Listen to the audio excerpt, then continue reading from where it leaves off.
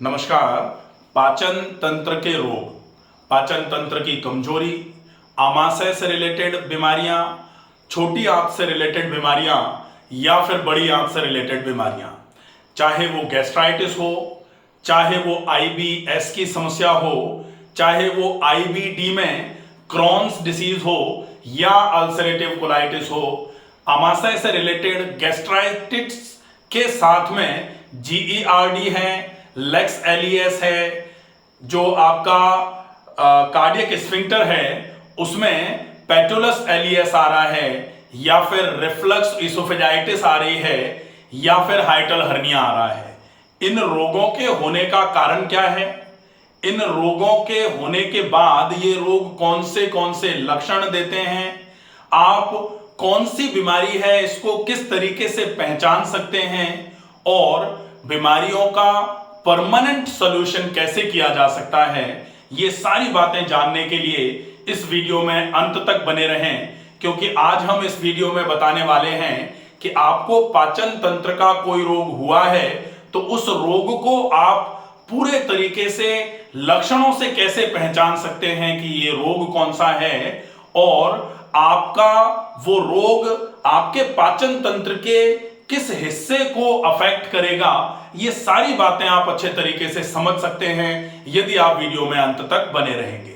अगर आप चैनल पर नए हैं, पहली बार वीडियो देख रहे हैं, तो प्लीज इस चैनल को सब्सक्राइब जरूर कर लीजिए, ताकि रोगों के इलाज के लिए जब भी कोई आगे वीडियो बनाया जाए तो उसका नोटिफिकेशन आप तक पहुंचता रहे। सबसे पहले हम देखें पाचन तंत्र में अंग कौन से होते हैं, तो हम यहां बनाएंगे इस तरीके से। सबसे पहले आहार नाल जो है वो ऐसे करके आमाशय में कन्वर्ट होगी, और ये आमाशय जो है ये ऐसे करके छोटी आंत में आ रहा है, और छोटी आंत जो है वो ऐसे फिर यहां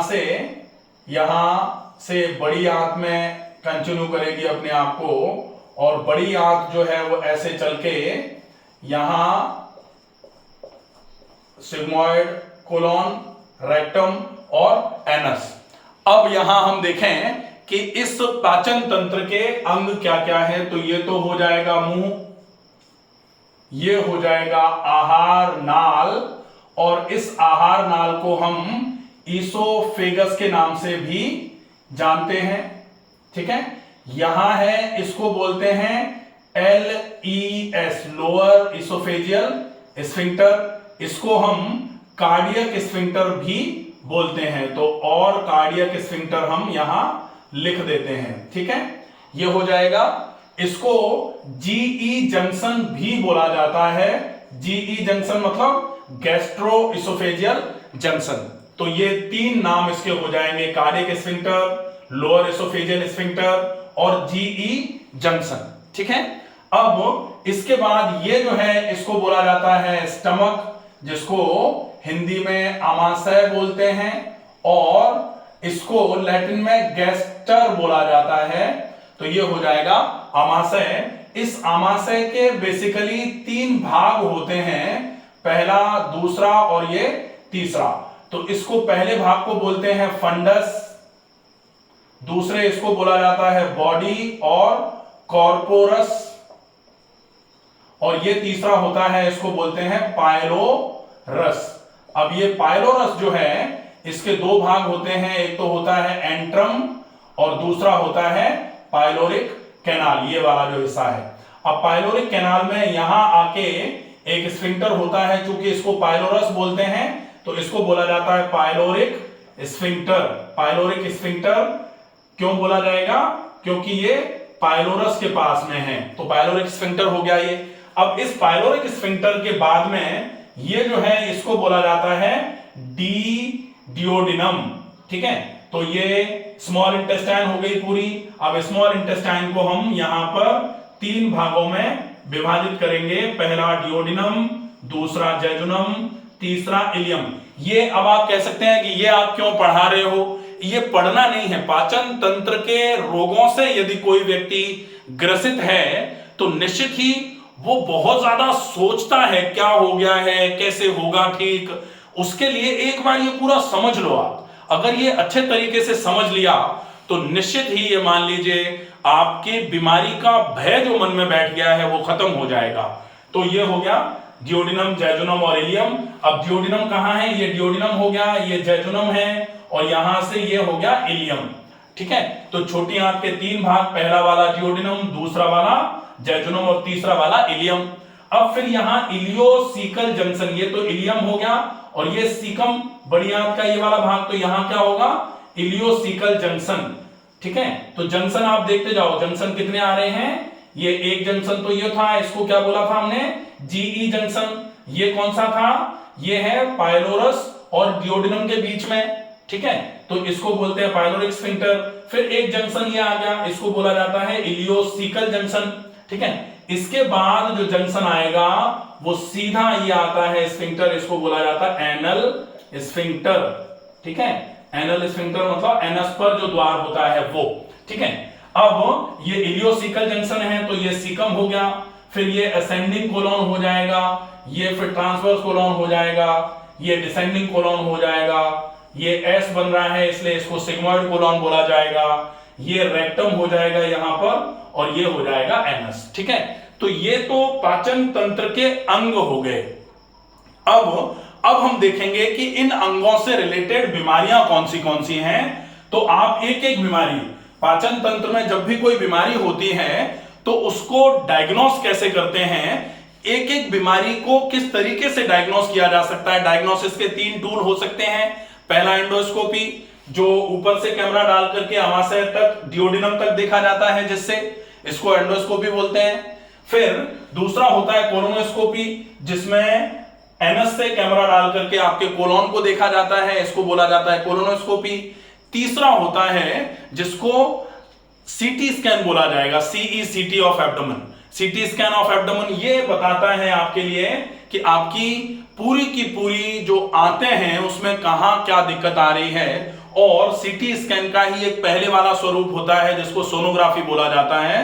ये एक जनरल सा टेस्ट है, लेकिन सोनोग्राफी से भी पूरे के पूरे आपके डाइजेस्टिव ट्रैक्ट से रिलेटेड जितने भी बीमारियां हैं वो समझ में आना चालू हो जाती हैं। यहां ही इसी तरीके से अगर हम देखें तो यहां पर ऐसे लिवर भी रहता है और लिवर जो है वो इस तरीके से अपने आप को यहां रिप्रेजेंट करता है। तो अब हम देखें बीमारियां कौन सी हैं। सबसे पहली बीमारी जो आएगी वो है रिफ्लक्स इसोफेजाइटिस। ठीक है, अगर आपने एंडोस्कोपी कराई और एंडोस्कोपी में रिफ्लक्स इसोफेजाइटिस आया तो ये रिफ्लक्स इसोफेजाइटिस आ सकता है। इस रिफ्लक्स इसोफेजाइटिस का कारण क्या होता है? ये जो रिफ्लक्स हो रहा है इसोफेगस की तरफ, इसको हम GERD भी बोल सकते हैं। तो GERD मतलब GE गैस्ट्रोएसोफेजियल, जो ये जंक्शन है इससे रिफ्लक्स होता है जब कोई भी चीज, तब इसको बोलते हैं GERD। और ये रिफ्लक्स इसोफेजाइटिस होने का रीजन क्या हो सकता है? एक तो GERD रीजन हो सकता है, एक एसिड रिफ्लक्स रीजन हो सकता है। ठीक है, ये रिफ्लक्स इसोफेजाइटिस बीमारी है। ठीक है, लेकिन इसका रीजन क्या हो सकता है? अगर एसिड रिफ्लक्स होकर के ऊपर की तरफ जा रहा है तो ये एसिड जो है इस आहार नाल की इस दीवार को ऐसे करके यहां दोनों तरफ खराब करना चालू कर देगा। इसको बोला जाएगा इसोफेजाइटिस। क्यों हुआ? क्योंकि रिफ्लक्स हो रहा है। क्या?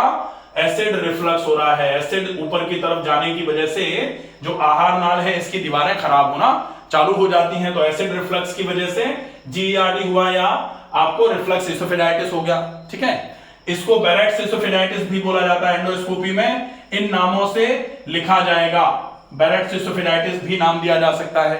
ठीक है, अब इसके बाद दूसरी जो समस्या है वो आती है, ये जो जंक्शन है इसमें एंडोस्कोपी में क्या लिख के आएगा? एंडोस्कोपी में लिख के आएगा लेक्स, LES।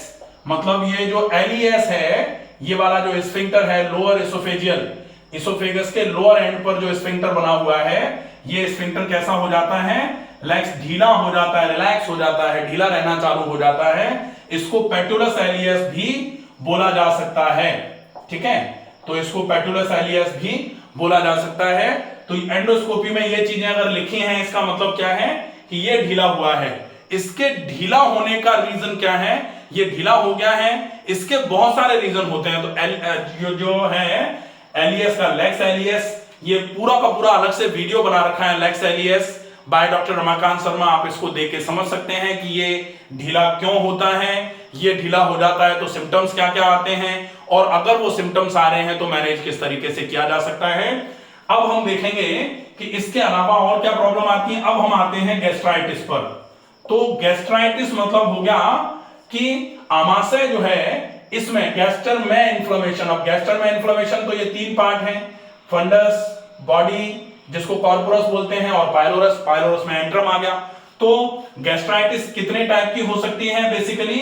एक तो हो सकती है फंडल गैस्ट्राइटिस, ठीक है, क्योंकि फंडस में होगी, यहां पर होगी। तो फिर होगा ये बॉडी और कॉर्पोरस है तो इसको बोलते हैं कॉर्पोरल गैस्ट्राइटिस। तो अगर कॉर्पोरल गैस्ट्राइटिस आया इसका मतलब इस वाले हिस्से में यहां पर प्रॉब्लम आ रही है। अब आता है एंट्रम, तो ये होती है एंट्रल गैस्ट्राइटिस, तो इसको बोलते हैं एंट्रल गैस्ट्राइटिस, ठीक है। इसके बाद में एक आएगी डिफ्यूज गैस्ट्राइटिस। डिफ्यूज गैस्ट्राइटिस मतलब लगभग पूरे के पूरे स्टमक में प्रॉब्लम है। इसको पैन गैस्ट्राइटिस भी बोला जाता है। पैन मतलब पूरे के पूरे स्टमक में प्रॉब्लम आना चालू हो गई है, इसको पैन गैस्ट्राइटिस बोलेंगे। अब ये पैन गैस्ट्राइटिस जो है ये तो हो गई सिंपल गैस्ट्राइटिस में इरोजन नहीं थे कहीं भी। अब एक पार्ट आएगा गैस्ट्राइटिस का ही जिसमें इरोजन आना चालू हो जाएंगे, तब इसको बोला जाएगा इरोजिव गैस्ट्राइटिस। अब इरोजिव गैस्ट्राइटिस जनरली कहां होगी? इसमें आप इरोजिव कॉर्पोरल गैस्ट्राइटिस हो सकती है, ठीक है, इरोजिव कॉर्पोरल, और एक होता है इरोजिव एंट्रल गैस्ट्राइटिस और एंट्रल इरोजिव गैस्ट्राइटिस, कुछ भी लिख सकते हैं इसको, इरोजिव एंट्रल गैस्ट्राइटिस या फिर एंट्रल इरोजिव गैस्ट्राइटिस, ये लिख सकते हैं। मतलब इस वाले हिस्से में गैस्ट्राइटिस भी है लेकिन इरोजन्स के साथ में है, तो ये हो सकता है। इरोजिव पेन गैस्ट्राइटिस भी हो सकता है। तो ये तो हो जाएंगे गैस्ट्राइटिस पूरे के पूरे। इसके बाद आता है पेप्टिक अल्सर। पेप्टिक अल्सर में गैस्ट्रिक अल्सर आ सकते हैं, डियोडिनल अल्सर आ सकते हैं। तो peptic ulcers bye doctor Ramakant Sharma पूरा वीडियो बना रखा है, आप उसको देख सकते हैं अगर उससे रिलेटेड कोई प्रॉब्लम लग रही है तो।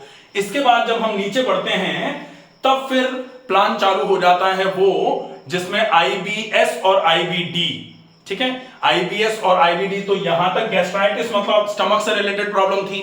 आईबीएस और आईबीडी ये दोनों के दोनों प्रॉब्लम्स जो हैं ये वॉवल से रिलेटेड हैं, मतलब इंटेस्टाइन से रिलेटेड हैं। जिसमें आईबीएस जो है वो स्टमक और स्मॉल इंटेस्टाइन की प्रॉब्लम है जो लार्ज इंटेस्टाइन को भी इन्वॉल्व करके, जिसमें केवल इरिटेबल बाउल सिंड्रोम मतलब इरिटेशन होता है, इसमें इन्फ्लेमेशन कहीं नहीं होता। तो IBS bye doctor Ramakant Sharma पूरा वीडियो अलग से बना रखा है। इसमें यह आपका स्टमक, स्मॉल इंटेस्टाइन और लार्ज इंटेस्टाइन तीनों के तीनों इन्वॉल्व होते हैं। आईबीडी जो होता है ये दो प्रकार का है, एक क्रॉन्स डिसीज और एक अल्सरेटिव कोलाइटिस। अब इसके क्रॉन्स डिसीज जो है, क्रॉन्स डिसीज जो होती है ये अपने आप को पैची फॉर्म में कहीं कहीं दिखाती है। क्रॉन्स कंटिन्यू नहीं है, क्रॉन्स केवल कोलाइटिस नहीं है।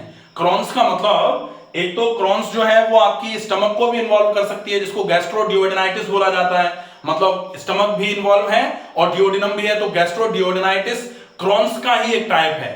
फिर जेजुनो इलियाइटिस मतलब जेजुनम और इलियम में प्रॉब्लम आ जाएगी, ये भी क्रॉन्स है। फिर है इलियो सीकल जंक्शन पर जो इन्वॉल्वमेंट आता है तो उसको भी क्रॉन्स बोला जाता है। इसके बाद फिर जो है वो क्रॉन्स आता है आपका, जैसे यहां पर कहीं कहीं पैची इन्वॉल्वमेंट है कोलोन का, तो उसको बोला जाता है क्रॉन्स। अल्सरेटिव कोलाइटिस का मतलब होता है ये केवल कोलोन में होगा, मतलब बड़ी आंत में होगा, इसका स्टमक से कोई रिलेशन नहीं है, इसका स्मॉल इंटेस्टाइन से कोई रिलेशन नहीं है। अल्सरेटिव कोलाइटिस का मतलब है कि कोलोन में अल्सरेशन होना। अब वो कोलोन के किस हिस्से में अल्सरेशन होते हैं इसके ऊपर डिपेंड करता है कि कहां अल्सर है, उसके हिसाब से उसका नाम दिया जाएगा। तो कोलाइटिस जो होता है वो प्रोक्टाइटिस हो सकता है, लेफ्ट साइडेड कोलाइटिस हो सकता है, या फिर एक्सटेंसिव कोलाइटिस हो सकता है, या फिर पेन कोलाइटिस हो सकता है, या फिर टॉक्सिक कोलोन का आइटिस मतलब पूरे के पूरे कोलोन में एकदम से टॉक्सिसिटी की वजह से पूरा कोलोन इन्वॉल्व होकर के अल्सरेशन जिसमें आते हैं, जिसको टॉक्सिक कोलाइटिस बोला जाता है। पेन कोलाइटिस जैसा ही फीचर इसका रहता है। तो ये पूरे के पूरे जो फीचर्स हैं ये सारे के सारे आते हैं आपके डाइजेस्टिव ट्रैक्ट में। इससे रिलेटेड आपको अगर कोई भी प्रॉब्लम होती है तो आप टेस्ट कैसे करा सकते हैं, एंडोस्कोपी से आप अपने गैस्ट्राइटिस, आमाशय और डियोडिनम तक के हिस्से को देख करके आप पता लगा सकते हैं कि आपके डियोडिनम में प्रॉब्लम है या फिर आमाशय के किस हिस्से में प्रॉब्लम है या फिर डियोडिनम तक क्या प्रॉब्लम आ रही है।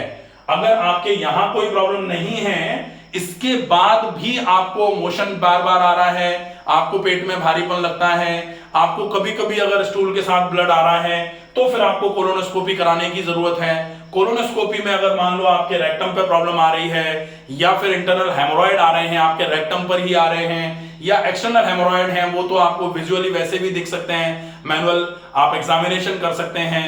डॉक्टर अगर एग्जामिनेशन मैनुअली करेगा तो वो एक बार देख करके भी बता सकता है कि एक्सटर्नल हेमोरॉइड्स हैं कि नहीं हैं। इसके अलावा एनस पर फिसर वगैरह की समस्या भी बहुत ज्यादा देखने में मिलती है। जब आपका पेट बहुत खराब रहता है, मोशन आपका बहुत टाइट होकर के पास अगर हो रहा है या आपको बहुत जोर लगाना पड़ रहा है, तब ये प्रॉब्लम्स आपके आना चालू हो जाती हैं। इन सारी प्रॉब्लम्स से रिलेटेड अगर कोई भी आपको समस्या हो रही है तो उसका मैनेजमेंट आप कैसे करेंगे। आप जैसे ये वाले टेस्ट हो गए, इसके अलावा अगर आपको जैसे ऐसा लग रहा है कि स्मॉल इंटेस्टाइन में स्वेलिंग है, तो स्मॉल इंटेस्टाइन की स्वेलिंग के लिए आप क्या करोगे, जैसे आपने क्रॉन्स भी अगर है, आपने यहां तक चेक कर लिया, आपने यहां तक स्प्लीनिक फ्लेक्सर तक चेक कर लिया, कोलोनोस्कोप यहां तक पहुंचा करके, लेकिन अगर स्मॉल इंटेस्टाइन का इन्वॉल्वमेंट है तो कोलोनोस्कोपी से आप स्मॉल इंटेस्टाइन तक तो पहुंचा नहीं सकते कोलोनोस्कोप को, तो फिर क्या होगा, आपको सीटी स्कैन करना पड़ेगा या फिर बेरियम मील करना पड़ेगा। उसमें आपका सीटी स्कैन में ये पता लग जाता है कि आंत के किस हिस्से में स्वेलिंग आ रही है। तो उस हिस्से में अगर स्वेलिंग है और उस स्वेलिंग से रिलेटेड अगर आप सिम्टोमेटोलॉजी चेक करके आप देखोगे तो आपको पता लग जाएगा कि ये क्रॉन्स का कौन सा वाला टाइप है। आपका जैजुनम और इलियम के पास में स्वेलिंग है या फिर इलियोसिकल जंक्शन के पास में स्वेलिंग है या फिर आपके डियोडिनम के आसपास स्वेलिंग है, तो इससे आपको पूरा एक आइडिया लग जाएगा। इसके अलावा पाचन तंत्र के रोगों में लिवर फंक्शन भी गड़बड़ होना चालू हो जाता है, तो आपको एक बार लिवर फंक्शन भी जांच करा लेना चाहिए, जिसमें आपके एसजीओटी, एसजीपीटी, अल्कलाइन फास्फेटेज कैसे आ रहे हैं, इनको भी आप देख लें एक बार। या कभी कभी जब ज्यादा प्रॉब्लम होती है तो लिवर से रिलेटेड बाकी के लिवर फंक्शन टेस्ट जब हम करते हैं तो उसमें बिलिरुबिन वगैरह भी कभी कभी ऊपर नीचे होना चालू हो जाता है। बिलिरुबिन भी अगर 1.1 से ऊपर आ रहा है, 1.2, 1.3, 1.5, 1.7 या 2 या 2 के ऊपर आ रहा है, तो डेफिनेटली लिवर भी कहीं ना कहीं कंप्रोमाइज हो रहा है, उसको भी आपको कंसिडरेशन में लेना पड़ेगा। आप इसके साथ में अगर प्लान ऑफ एक्शन बनाते हो इसको ट्रीट करने के लिए, तो आपको डाइट का पूरा ध्यान रखना पड़ेगा, आपको रेगुलर एक्सरसाइजेस कौन सी करनी है ध्यान रखना पड़ेगा, आपकी लाइफस्टाइल कैसी होनी चाहिए। उसके अलावा नेचुरोपैथी के कुछ बहुत अच्छे ट्रीटमेंट होते हैं जो डिटॉक्सिफिकेशन में बहुत अच्छे तरीके से हेल्प करते हैं, वो आपकी बहुत अच्छे तरीके से मदद करेंगे। आशा है ये वीडियो आपको बहुत अच्छे तरीके से समझ में आया होगा।